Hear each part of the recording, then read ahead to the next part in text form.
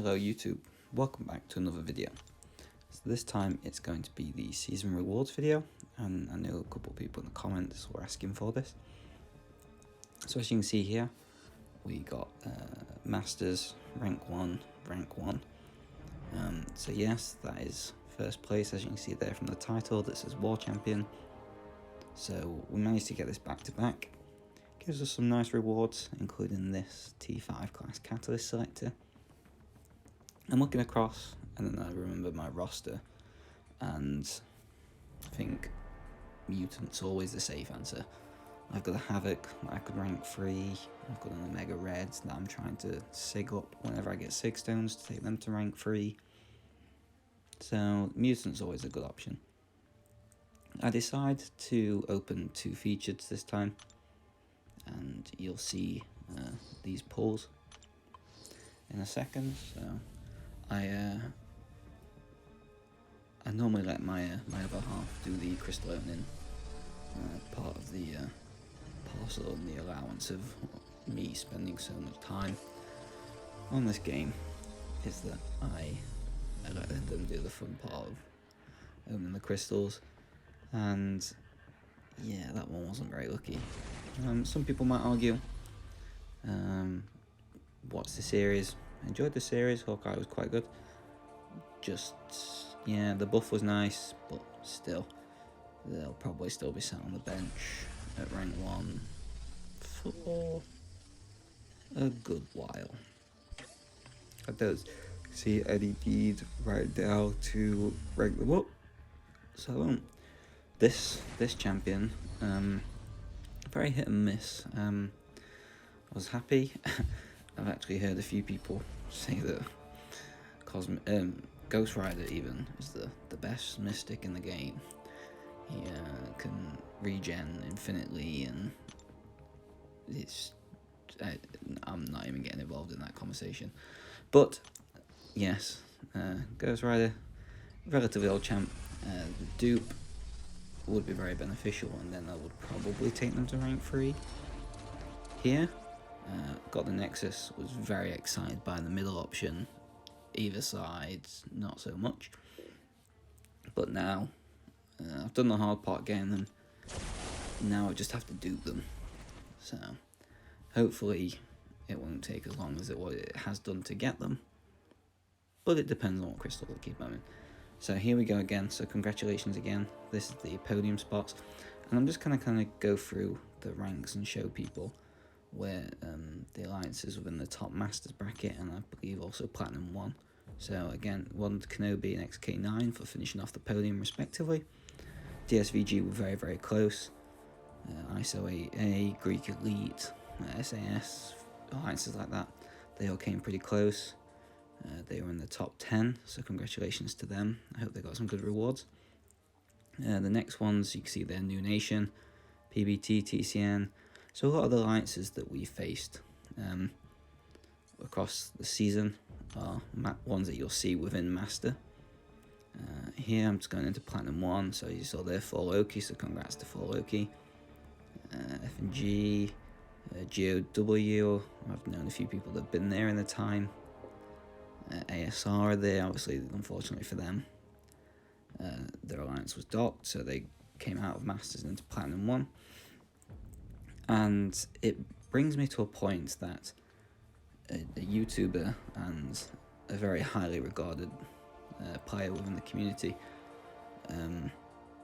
MP Blaze, was talking about in one of his videos recently. I think it was at the end of his ASR versus Noon war. And they were talking about just the matchmaking system and the way that Kabam does it. So as you can see, I'm showing you here the matches that we had. And realistically, obviously the first 2 are missing, because that's just the way it works. You only get 10 wars on your history. But the way that it works, and as you can see here, I'm kind of going through the war ratings. So somehow Kabam finds a way to make the quote-unquote top alliances in terms of war ratings, and I guess maybe like pedigree. I don't really know how else it works, but face each other, and that's understandable. Right now, War is the only competitive game mode that this game has. Now I understand Battlegrounds is coming, and I understand people are very excited. But for the moment, still, War is the only competitive game mode that we have within this game. And somehow, some way, we keep getting to the point where, so GT40 for us as an example, very, very commonly we'll face, say, Kenobi twice. We can even get ASR twice. We can get New Nation twice. DSVG once or twice. XK9 once or twice, maybe. And obviously, these can't happen in the same season. But the point is that we could get Kenobi twice, we could get XK9 twice, or New Nation twice within the same season. And then the matches after that are all scattered. And for me, it's a topic that doesn't really make a lot of sense in the way that the logic behind it works. Now, I'd love to be able to hear from someone who does all the matchmaking in Kabam, but I know that's never going to happen, because there's a lot of alliances, and this is no way throwing shade at any alliance, because you can't really do anything about it, unless you're purposely swapping from one alliance to another alliance and using what people refer to as a shell alliance. But there's some alliances that can go pretty much the whole way through the season with only facing Platinum 2, maybe even Platinum 1 alliances, and somehow get top 10 Masters, top 20 Masters, maybe even close, or if not the podium. There was, for the vast majority of this season, a few alliances who, in fairness to them, like I've said before, possibly would have said they were overachieving in the season. They're not usually people that we'd tend to see within the top 5 to 10 alliances within Alliance War, and there's nothing wrong with that. The alliances can break the mold all the time. How people probably say that about GT40, that we just came out of nowhere and we just started doing well. But you could go through the whole season, and there's some people who can manage to, again, fight all of these Platinum alliances and get Masters rewards for it. And I have, again, no issues with the alliances themselves. I just think the matchmaking system's a little bit weird in terms of the way that can happen. Realistically, and I imagine most Master alliances would say the same, is that we have 12 wars in a season. So we should be always facing, realistically, people that are around our position or at the same level as what we are.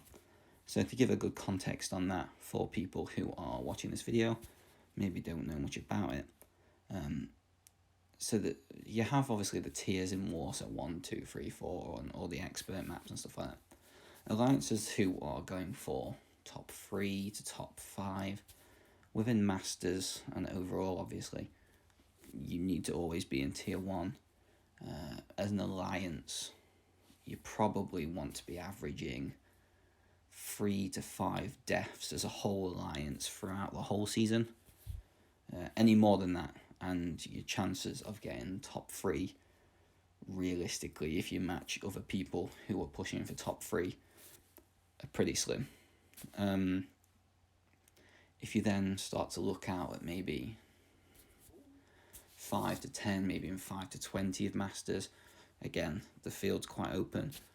But I'd be saying you want to be looking at maybe 5 to 8 deaths per alliance war as a whole alliance. On average, again, obviously everybody has a bad war. People have them days, alliances have them days.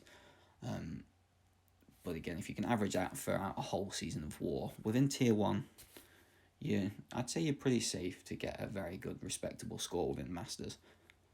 And then you have Platinum 1 alliances who are probably pushing 8 to 12 deaths maybe on average per war throughout a whole season. And again, when you think about it, like 10 deaths in a war where you're fighting against 150 champions, that's what, 1 death every 15 fights. There's nothing wrong with that. There's no harm in that. It's just that sometimes that's just the way it is. But if you're averaging that for the whole season, I'd say that realistically, the bottom end of Masters, Platinum 1, is probably around the placement that people are going to get. And that's just from my experience of playing the game over the last couple of years and through going through all of these seasons and the competitions that we're in. It's just kind of the way it works. And I don't know, for a point of an alliance being able to potentially sort of boost their rewards by facing people who aren't kind of competing at the same level as them is a little bit harsh. One, because there's other alliances and that kind of feel like they're being begrudged of why are these other people getting easy matchups when we're not, we're facing all the harder matchups and we're kind of kicking each other to the curb here, and why are we facing other top alliances when they're getting somebody else? And in my opinion, while it's unjustified because the alliances don't exactly pick who they're against, it is a fair point, and it is some point that hopefully within the system of war and the war structure, maybe we can potentially look to be able to change or figure out. But yeah, it's just one of my things I just kind of wanted to talk about. I do think that war this season again has been, well, compared to a lot of other seasons, brilliant. I've used 12 different champions this war season, not including me bringing in Odin for one war, who obviously I never used for any single fight whatsoever. But the 12 champions that I used, I did multiple fights with. I think my top assignments were Quake and Warlock, if I remember rightly. I had to bring them in for 5 wars each. So, again, I know a few people know me as the Quake player and the Quake guy, but I don't really want to be known as that. Yeah, it's just the way it is. It's just one of them things. Yes, the attacker bans have been fun. Yes, it looks like there's going to be a new change in terms of the global for next season, which is going to be interesting. I imagine potentially attacker bans and stuff may change depending on how these work. But in terms of the matchmaking, or just maybe even anything else to do with war, I know Kabam have said many times that they'd love to reach out to like the quote-unquote top alliances, and to be able to kind of get their opinions on stuff. And I believe it was Vega from For Loki had a video with a couple of other YouTubers, including MP Blaze again, who had like an hour-long video talking about lots of changes that they'd like to do for war and things like that. And just topics like that are very interesting. I think that if we got a lot of the alliances that are in Masters now, maybe even ones that have consistently placed in Masters for the last 5 seasons or something like that, it could be quite an interesting topic to be able to get all these people in a metaphorical room and to kind of voice their opinions on what they'd see the game mode like to be. Because there is lots of different things and lots of different opinions, and everybody has their right to their opinion. It's just we're wanting to try and escalate and promote this game to be the best it can be. And right now, all of the hype for the game is with this new Battlegrounds mode that's coming out, this solo competitive mode. So we'll just see how that comes. But again, this season is now finished, thank God. I died in the 3rd war of the season, which was the Elite War, and that was completely on me. I messed up, I didn't boost properly, I didn't care enough. It didn't cost us an alliance because, like I said, to be fair to Elite, they were having a bad war. So we knew that we'd got a little bit of leeway just because of the way the war was going. And it just meant that I didn't really play my best, and it cost me a perfect season because that was my only death to a 2% Chavez who constantly seems to be killing me, and I have no idea how. But it is what it is. Yeah, so that's basically the video. I just wanted to put my thoughts and feelings out there. I did speak to different people before I did this video and just check that they were happy for me to kind of put my feelings and thoughts out there. Yeah, I think realistically, especially when it comes to the matchmaking towards the end of the season, people on the podium or people fighting for that podium should be facing each other. They shouldn't be facing anybody that's out of the Masters bracket whatsoever. These are the points where people fight for their final spots, and if you're not going to be able to compete against people who are fighting for that podium that you're also trying to fight for, then, in my opinion, you shouldn't be getting it. Luckily, that didn't happen. XK9, Kenobi, and ourselves are pretty constant Masters Alliance contenders. So, yeah, it's kind of a point I want to bring up, but it's also not really relevant for how the season ended. But it's just one of them things that there's so many different things that people could look at in terms of maybe changing the game mode slightly or doing a couple of different things. And it should maybe even make the battleground of war a little bit fairer, a little bit more just. I think especially if Kabam do decide to take a look at war rewards at some point, because again, these are what they are.